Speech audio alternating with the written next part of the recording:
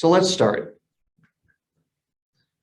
As an intro, the markets have severely corrected, as most of you know. The culprits were first multi-decade high inflation, spiking interest rates, which we've seen, and just an overall fear of a slowing economy.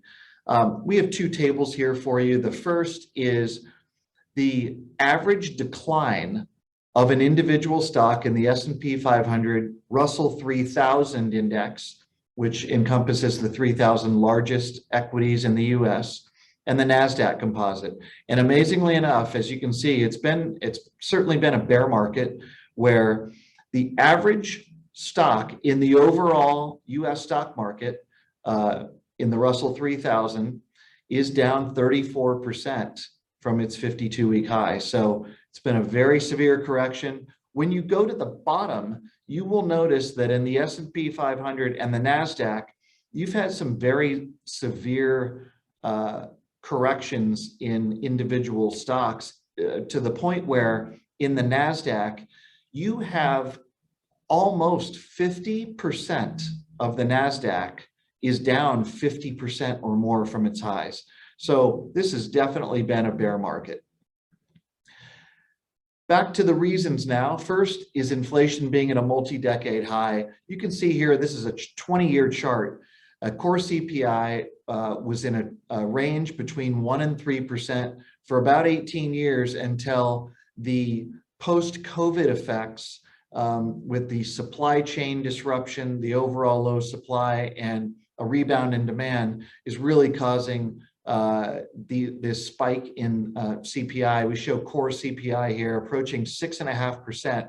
But additionally, we're going to see in the next couple of months, the core CPI should be peaking here, but you can see what a huge spike it's been. If we move on to interest rates, it's interesting that the top chart in that V shape shows the 10-year Treasury bond, which basically went from a little over 3% down to 1.5%, then down to less than 1%, and back up to 3%.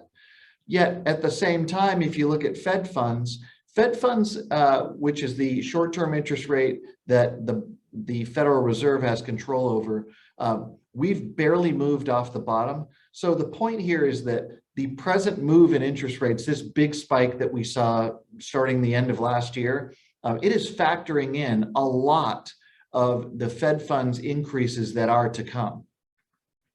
Next, you look at the consumer. The consumer has certainly become less confident, and people are worried about that lack of confidence slowing the economy. This is the Consumer Sentiment Index, again, going back to the 70s. And as you can see here, consumer sentiment is at one of the 5 lowest points that we've seen in nearly 50 years. It's actually the 4th lowest at this point. Now, normally, the initial reaction would be that this is a negative. However, what history has shown is the absolute opposite. And this is literally the same chart with blue peaks and valleys. So the tops and bottoms over the past 50 years. And essentially, it shows the opposite. And this is why it's important to realize that markets are anticipating, when they move in either direction, they're anticipating the future. So if you look at what happened in each of these major bottoms, below that, we show the subsequent 12-month S&P 500 return. Now, coincidentally, anytime you've seen a major bottom, once that consumer sentiment bottoms, you see outsized positive returns in the S&P 500, and the opposite is seen when consumer sentiment is very high. Forward price action tends to be weak. And so you can see here, if you attach averages to these numbers over the past 50 years, when the consumer sentiment falls below 80, and the long-term average is about 85, 86, when it falls below 80, the 12-month forward return at the minimum has been 14%, while the average 12-month return when the reading falls below 70 is far higher than that. So we are at a point now, again, at the 4th or 5th lowest sentiment reading. The future returns historically have been strong from here after this correction. Now, in looking at how bullish or bearish individuals and professionals are, we show 2 of the most common sentiment indices for individuals and for institutional investors, so individuals and professionals. And at the moment, less than 20% of individual investors, as polled, are bullish.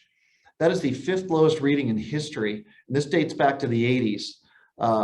And this is an extreme low, and extremely low readings historically have marked equity market lows. You can see, if you look at the chart itself, the upper chart, you see some of the lowest points occur, at the end of the 2000 to 2003 recession and bear market, in early 2009, right at the heart of the pandemic.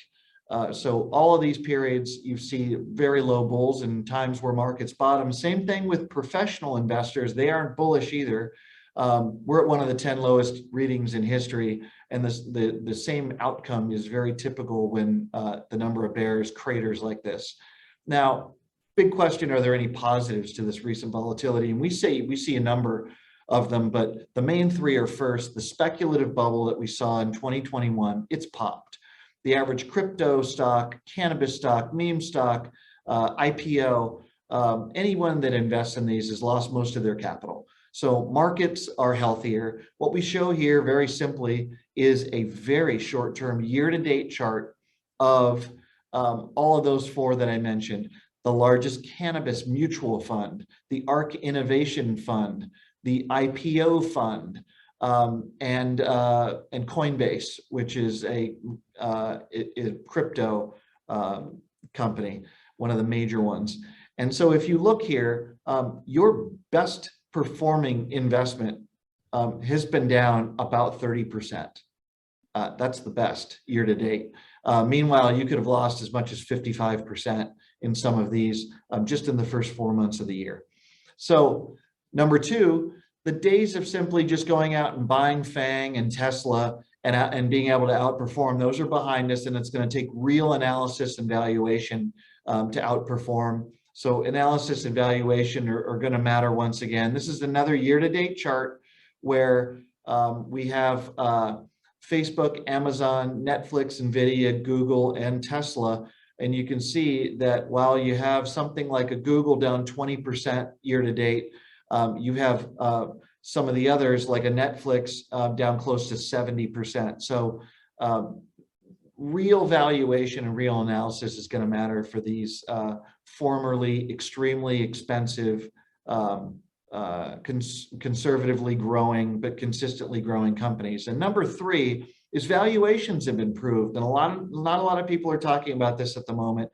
This is a 10-year chart of the S&P 500 price earnings ratio on a forward basis. And while interest rates are higher, but they continue to be below average, we are now at the point as of today, May 1st, that valuations are now back to their 10-year averages. So any bearish sentiment out there that says overall valuations are extremely high, we're back to the 10-year average. So where are we finding value within our very strict reward to risk framework as internal research analysts? Well, we're finding it in a number of places, but 3 great examples are: first, software, where you have software companies that are trading at pandemic low valuations but continue to have strong growth. These are all 5-year charts of valuation, so you can see software, after being overvalued, is back below its 5-year average.